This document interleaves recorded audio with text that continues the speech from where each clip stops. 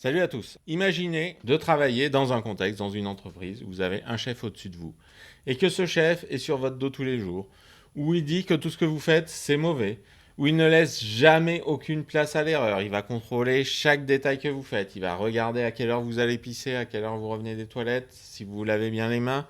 Il va regarder si vous ne passez pas trop de temps à téléphoner à vos proches, etc., etc. Évidemment, ça n'arrive jamais, ce genre de choses. Si? Vous avez déjà vu ça? Moi aussi. Bravo, vous avez eu affaire à ce qu'on appelle un petit chef. La plupart d'entre vous est soit déjà chef d'entreprise, soit à un projet de créer une entreprise ou de se créer une activité. Beaucoup vont avoir des salariés, beaucoup vont avoir au moins des exécutants, même s'ils ne sont pas leurs salariés. Est-ce que c'est le genre de personne que vous voulez être? Ben, faites attention, parce que c'est probablement ce qui va vous arriver si vous avez été managé comme ça. Le petit chef, c'est quelqu'un qui abuse du pouvoir qu'il va avoir sur quelqu'un qui est en dessous, tout simplement. Et quelqu'un qui abuse d'un pouvoir, pourquoi petit chef? Parce qu'il abuse de son pouvoir sur un petit groupe de personnes. C'est souvent quelqu'un qui n'a pas une autorité sur un grand nombre de personnes. C'est pas quelqu'un qui va manager beaucoup de monde, mais qui va être tyrannique vis-à-vis des 1, 2, 3 ou 4 personnes qu'il va manager. Alors, on peut être un petit chef dans l'absolu à n'importe quel niveau hiérarchique.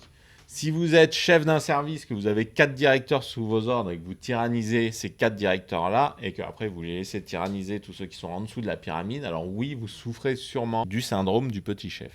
Pourquoi ça existe? Ben souvent, c'est une problématique de confiance en soi. Les gens qui ont ce syndrome-là sont en fait des gens qui ont besoin de surcontrôler leur environnement pour compenser les angoisses qu'ils ont. Ils ont besoin de reporter sur d'autres les angoisses que leur apporte leur situation. Et c'est souvent des gens qui ne savent pas manager, qui n'ont pas appris à anticiper les risques, à les gérer, etc. Et qui donc, pour se débarrasser de cette insécurité, vont hurler sur les autres, tout simplement, pour se dire, allez, au moins, si je lui hurle dessus, il va se bouger le cul et il va régler mes problèmes.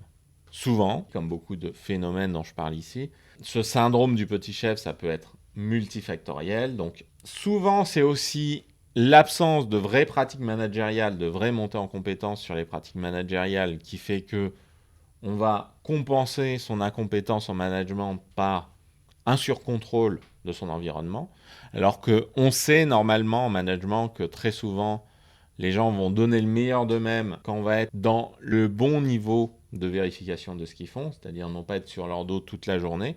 Si on est sur leur dos toute la journée, ils vont passer plus de temps à se couvrir, à faire semblant, à ne pas prendre d'initiative, à être au garde à vous, etc., que du temps à vraiment travailler, à vraiment être efficace. Et à contrario, si on est très très loin, bah, on va laisser les gens s'embourber dans des problématiques, on va laisser les gens se focaliser sur les mauvais problèmes, on va laisser les gens souffrir de l'effet tunnel, c'est-à-dire aller dans une direction sans jamais faire le point sur pourquoi ils y vont, comment ils y vont et où est-ce qu'ils veulent aller. Et une fois qu'ils sont arrivés au bout, on va les engueuler parce qu'ils n'ont pas donné le bon résultat, alors qu'on n'a jamais vérifié qu'ils allaient dans la bonne direction. Le syndrome petit chef, c'est quand on met trop fort la barre sur le contrôle et il faut trouver un juste milieu. Souvent, l'angoisse liée à l'absence de recul sur ça de la part du manager fait qu'il va mal manager la personne. Il y a un autre phénomène quand même dont je veux parler, c'est la répétition. C'est-à-dire que j'ai l'impression, et là ce que je vous dis c'est absolument pas basé sur des études statistiques ou quoi que ce soit, mais moi j'ai l'impression que souvent les gens qui sont des mauvais managers et qui souffrent de ce syndrome du petit chef, ce sont des gens qui eux-mêmes ont été confrontés essentiellement à des petits chefs, voire qui se vengent sur les personnes d'en dessous de ceux dont ils ont souffert quand eux-mêmes étaient en bas de la pyramide. Et c'est des gens donc qui, dès qu'ils vont avoir un petit pouvoir, quel qu'il soit, vont se mettre à être tyranniques parce qu'ils ont été tyrannisés. Je vais vous donner un exemple bateau, mais imaginez que vous soyez dans une entreprise de nettoyage, technicien de surface, comme on dit, donc vous faites le ménage dans les entreprises. Si vous êtes confronté qu'à des pourris tout le temps, si vous êtes tyrannisé par votre chef, si vous êtes confronté à des gens qui vont systématiquement vous traiter comme un domestique, et ça je sais bien que la plupart des gens dans les entreprises traitent mal les gens qui font le ménage, alors il y a de fortes chances, quand vous allez être nommé chef d'équipe et que vous allez avoir 3 ou 4 personnes à diriger, que vous les dirigiez comme ça, que vous soyez un petit chef vous-même. Et si demain, vous en avez marre de faire le ménage pour le compte d'un patron et que vous vous dites, je sais faire le ménage, je vais me mettre à mon compte et comme ça, c'est moi qui vais empocher les commissions, il y a de fortes chances que vous soyez aussi petit chef. Parce que j'ai l'impression que plus on est tyrannisé par son environnement, plus on a tendance à nous-mêmes répéter ces schémas et à tyranniser les autres. J'aimerais que vous preniez connaissance de ça parce que ce n'est pas la bonne solution pour gagner sereinement votre vie. La bonne solution pour gagner sereinement votre vie, c'est que tout le monde soit heureux de travailler avec vous. C'est pas de tyranniser les gens. Sachant qu'en plus, la France est très protectrice vis-à-vis des salariés. Et malgré le fait que beaucoup de salariés oublient de défendre leurs droits, voilà, il n'y a pas assez de salariés qui sont syndiqués. Il faut dire que les syndicats font rarement le boulot. Quand c'est pour faire cuire des merguez à la manif du coin, il y a du monde. Quand c'est pour défendre les salariés des abus de pouvoir, des fraudes massives sur les heures supplémentaires ou de ce genre de choses, souvent, ils oublient un peu d'être là. Bon, je schématise à mort et je caricature à mort et merci à tous les syndicalistes qui font bien leur boulot. C'est un patron qui vous le dit. Mais toujours est-il que malgré le fait que beaucoup de salariés oublient de défendre leurs droits, vous, quand vous êtes un petit chef, vous êtes évidemment en grand danger pour votre activité parce que vous pouvez à tout moment être accusé de harcèlement, vous pouvez être à tout moment accusé d'être à l'origine de dépression chez vos collègues et vous pouvez à tout moment vous retrouver en danger, voire en prison à cause de cette activité-là.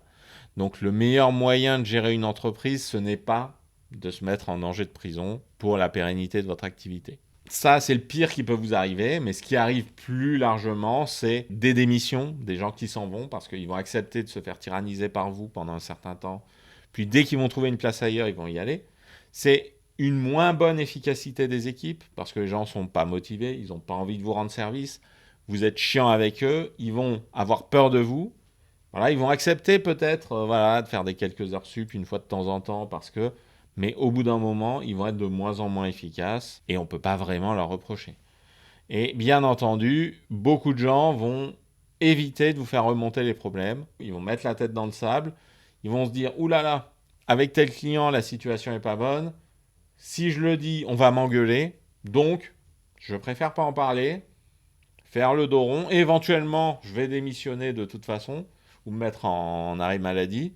Et comme ça, quelqu'un d'autre s'en occupera, mais surtout, moi, je ne veux pas être confronté aux problématiques liées à ça. Et ça, c'est le genre de comportement que vous allez avoir si vous-même, vous êtes un petit chef. Donc, attention à ça. Tout ça va avoir un impact négatif sur vous et sur votre activité. Et il y a de fortes chances que déjà, vous soyez en train de développer des angoisses, que vous soyez en train de développer de l'énervement, que vous soyez en train de développer de la colère inutilement en ayant ce comportement de management-là. Et en plus, tous les problèmes que ça va entraîner vont vous entraîner vers le burn-out. Et là, c'est sûr et certain que ça risque de vous arriver avec ce genre d'attitude. Je vous conseille quand même de faire très attention à ça. Plus vous êtes mauvais en management, plus vous risquez d'avoir des problématiques dans votre vie personnelle qui vont vous empêcher d'avancer sereinement. Donc, musclez un peu votre jeu, formez-vous, apprenez un petit peu à gérer vos équipes de manière positive. Ça ne veut pas dire qu'il ne faut pas engueuler un salarié qui fait des conneries. Ça veut dire que quand des salariés abusent, il faut être capable de mettre un stop de manière rationnelle, cohérente et froide. Gueuler sur les équipes, ça n'a jamais mené à bien une entreprise. Il faut être capable de recadrer ses salariés s'il faut, leur mettre des avertissements, etc. Mais vous n'êtes pas censé hausser le ton quand vous êtes chef d'entreprise. Et moi, personnellement, j'ai l'impression que quand c'est quelqu'un comme moi, qui est plutôt bienveillant et qui est plutôt ouvert à la discussion avec les salariés, qui leur fait des remontrances, c'est plus efficace que quand c'est quelqu'un qui gueule tout le temps et qui dit « Vous êtes nuls, vous êtes nuls, vous êtes nuls ». Oui, bon, si vous passez votre temps à dire à toutes vos équipes qu'elles sont nulles, le jour où il y a un vrai problème, elles vont dire « Oui, oui, on est nuls, on sait, allez, je repars bosser, salut ». Apprenez à reconnaître les signes de ces comportements un peu tyranniques chez vous avant que ça dégénère. Si vous faites de la microgestion tout le temps, si vous avez tendance à vous énerver, si vous avez tendance à être blessant avec vos salariés, etc., c'est déjà que vous êtes mal barré. Et déjà, il faut travailler sur vous. Si vous avez été mal managé, apprenez à bien manager les gens. Moi, j'ai eu la chance d'être bien managé quand je l'ai été, enfin, à peu près tout le temps. J'ai quand même dans les différentes expériences salariées que j'ai eu quelques expériences où j'ai observé ce syndrome du petit chef, mais il s'avère que il y a surtout une fois en particulier où j'ai expérimenté, mais où la personne qui essayait de me tyranniser était moins qualifiée que moi. Et du coup, j'ai assez facilement pu sauter par-dessus pour dialoguer directement avec le patron, qui a bien compris ce qui se passait, quoi. Donc moi, j'ai eu la chance de ne pas en souffrir. Et dans les autres postes où j'ai été, d'être plutôt bien managé. J'ai plus ou moins intuitivement mis en place des actions plutôt positives. J'ai sûrement fait des conneries dans la manière dont j'ai géré les salariés, les membres des équipes dont j'ai responsable. Mais dès le début, j'ai essayé de suivre le bon cap. Donc c'est quand même plus facile de bien gérer des équipes quand on essaye de bien les gérer, tout simplement. Posez-vous des questions sur votre passé si vous avez été managé, sur est-ce que vous êtes bien managé, quelles sont les attitudes positives et constructives et quelles sont celles qui sont plutôt négatives. Et essayez de travailler là-dessus. Il y a énormément de ressources sur ces questions-là. Vous pouvez en trouver plein à Internet. N'hésitez pas à demander en commentaire, à en discuter sur tel ou tel sujet. On va pouvoir peut-être y travailler ensemble. À mon avis, dans tous les cas, le plus difficile, c'est de prendre conscience qu'on risque de tomber là-dedans. Et dès que vous avez pris conscience que vous risquez, vous allez faire attention, vous allez trouver des ressources et vous allez vous en sortir.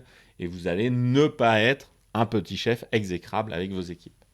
Mais il faut quand même apprendre à déléguer, apprendre à faire un peu confiance, mettre en place des outils de suivi objectifs des activités de vos équipes. Je pense que c'est le plus important justement.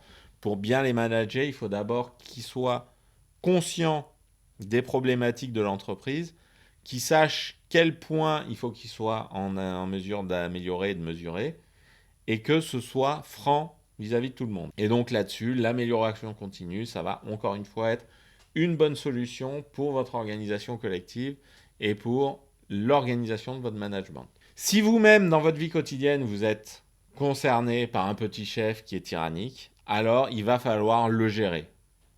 Je ne pense pas que la meilleure solution, ce soit de lui envoyer cette vidéo. Ce serait peut-être un petit peu violent, un petit peu agressif, mais il faut que vous soyez capable intuitivement de vous mettre à sa place. Il faut que vous soyez capable indirectement de faire évoluer cette personne-là en se mettant à sa place, en se disant que peut-être que son comportement un petit peu tyrannique, c'est parce qu'elle a subi ça, qu'elle connaît rien d'autre en management. Vous avez deux solutions, quoi. Soit vous démissionnez purement et simplement, soit vous essayez de faire progresser la personne dans la bonne direction. Ou soit vous essayez de la faire virer, ça c'est possible aussi. Mais en admettant que cette personne puisse évoluer, alors posez-vous la question de qu'est-ce que vous pouvez faire pour la faire évoluer. Et peut-être être plus conciliant, vous-même de votre côté être plus proactif, lui demander plus souvent ses validations en amont et lui faire remarquer quand elle gueule que ah oui mais quand même on en a discuté avant, peut-être que ça peut être des solutions. Alors attention, des gens de mauvaise foi ça existe, et des gens de bonne foi mais qui ne savent pas se contrôler ça existe aussi. Le conseil, prenez-le pour ce qu'il vaut. Prenez bien ce conseil de la part de quelqu'un qui s'est mis à son compte parce qu'il supportait pas les rapports hiérarchiques. Donc ça vaut ce que ça vaut, c'est-à-dire pas grand-chose. Allez, il existe un Patreon si vous voulez être accompagné sur vos projets entrepreneuriaux ou si vous voulez simplement, il y a une petite formule pour me payer l'équivalent d'une bière par mois, pour me remercier de cette chaîne. Mettez des commentaires sur votre avis sur ce syndrome du petit chef. Je sais que tout le monde en a vu, tout le monde en observe, tout le monde l'a subi. Si vous avez été salarié, vous l'avez sûrement subi au moins une fois. Mettez un pouce bleu si cette vidéo vous intéresse. Si les sujets autour de l'entrepreneuriat vous intéressent, abonnez-vous. Sinon, il ne me reste plus qu'à vous souhaiter une bonne journée.